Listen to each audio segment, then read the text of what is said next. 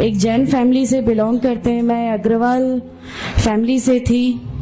मेरा पुराना नाम मानसी अग्रवाल था और मेरे हस्बैंड ने जब इस्लाम कबूल किया तो मेरे लिए मेरी लाइफ का बहुत एक शॉकिंग इंसिडेंट था। मैंने फर्स्ट टाइम किसी को पहली बार देखे, मैंने किसी को नमाज पढ़ते हुए देखा। मैंने अचानक ये अक्सर करके एक पर्टिकुलर टाइम होता था और ये घर से कहीं चले जाते थे और मैं इनसे पूछती थी कि आप कहाँ जाते हैं, तो ये रिप्लाई करते थे this is none of your business, you have to do your job. तो मैं भी खामोश हो जाती थी। बाकी मेरे फादर इन लॉ से अक्सर इनकी डिबेट और सब कुछ हुआ करता था, बट मुझे नहीं समझ में आता था कि ये डिबेट क्या है, ये लोग किस बात पे इतना ज्यादा, मतलब इनका डिबेट इतना एग्रेसिव मूवमेंट्स पे कैसे आ जाता है। तो बाकी फिर एक धीरे धीरे जब मुझे ये इस्लाम के पहले तो ये लोग नहीं बताए, बट फर्स्ट टाइम जब मैंने इनका फजर की नमाज थी और अचानक मेरी नींद खुली और मैंने इनको नमाज पढ़ते हुए देखा। मैंने इनसे पूछा कि आप क्या नमाज पढ़ रहे हैं, क्योंकि सिर्फ टेलीविजन पे देखा था कि हाँ ऐसे जो करते हैं वो नमाज के एक्शंस हैं। मैंने इनसे पूछा कि आप नमाज पढ़ रहे हैं, इन्होंने कहा कि हाँ मैं नमाज पढ़ रहा हूँ। मैंने बिल्कुल देर नहीं की मेरे फादर इन लॉ को बताने में। मैं रूम से बाहर निकल के और मैंने सबसे पहले उनको बताया कि पापा जी आज ही इनको मैंने नमाज पढ़ते हुए देखा। तो उन्होंने मुझसे कहा कि ठीक है खामोश रहो, अभी किसी से कहना नहीं, हम देखेंगे क्या कर सकते हैं।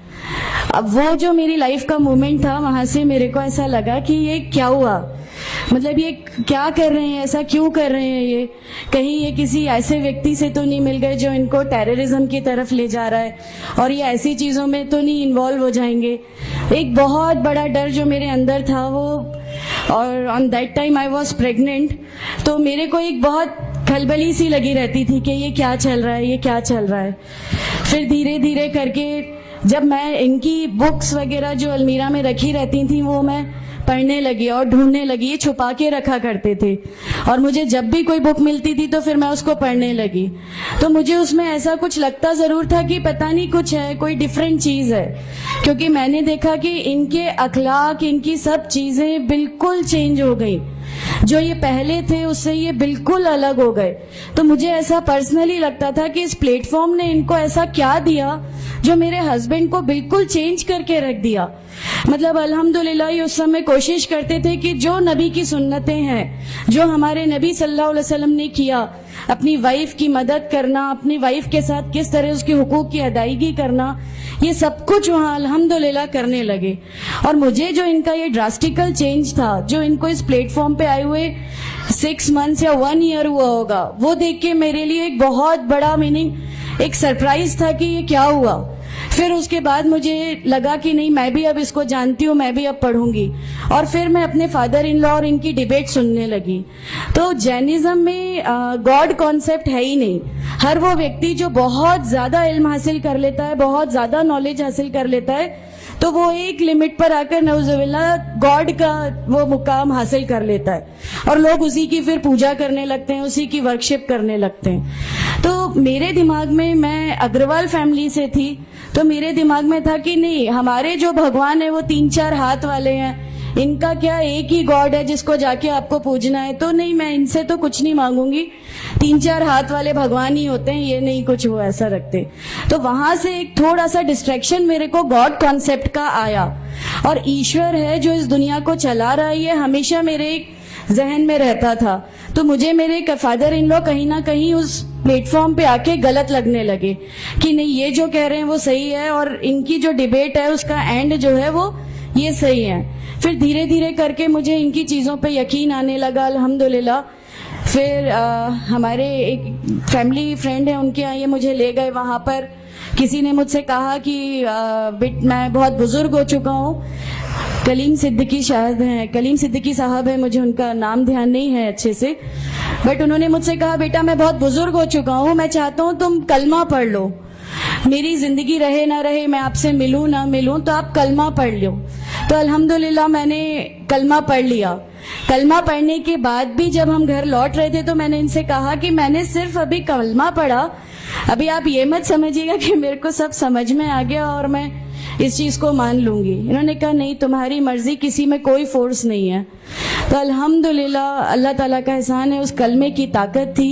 और ये हमेशा कहते थे तुम्हें कोई दुआ मांगनी है तो तहज्जुद में मांगा करो। तहज्जुद का जो टाइम होता है वो बहुत कीमती होता है और उसमें अल्लाह ताला सबकी दुआएं कबूल करता है। इन्होंने मुझे एक दुआ सिखाई थी कि तुम एक दुआ मांगो कि या मेरे रब, अगर मेरा हस्बैंड गलत रास्ते पर है तो उसको सही रास्ते पे ले आ, और अगर मैं गलत रास्ते पे हूं तो मुझे सही रास्ता दिखा दे। अल्हम्दुलिल्लाह मैं ये दुआ कंटिन्यू मांगती थी। एक बार मेरी नींद अल्हम्दुलिल्लाह तहज्जुद में खुली और बस मैं नॉर्मल जैसे एक ध्यान करते हैं वैसा मैं बैठ गई और अपने आप अचानक दिल चाहा कि बस सजदा करूं। मेरी जिंदगी का वो पहला सजदा था और उस बहुत लंबा सजदा था और उस सजदे में मैंने मेरे रब से क्या क्या मांग लिया मुझे भी नहीं याद है। और उस समय मुझे ऐसा फील हो रहा था जैसे अल्लाह ताला खुद मुझसे बात कर रहा है, अल्लाह मेरे सवालों का जवाब खुद दे रहा है। अल्हम्दुलिल्लाह बस उसके बाद तो ऐसा लगा कि नहीं, इस्लाम हक है और इस्लाम पे ही चलना है। उसके बाद फिर बहुत सारी परेशानियां लाइफ में आई, सब कुछ आया, बट अल्हम्दुलिल्लाह अल्लाह का एहसान है कि अल्लाह ताला ने हर परेशानी, हर चीज को ऐसे ले लिया कि हम लोगों को कभी एहसास ही नहीं होने दिया कि ये कोई परेशानी थी।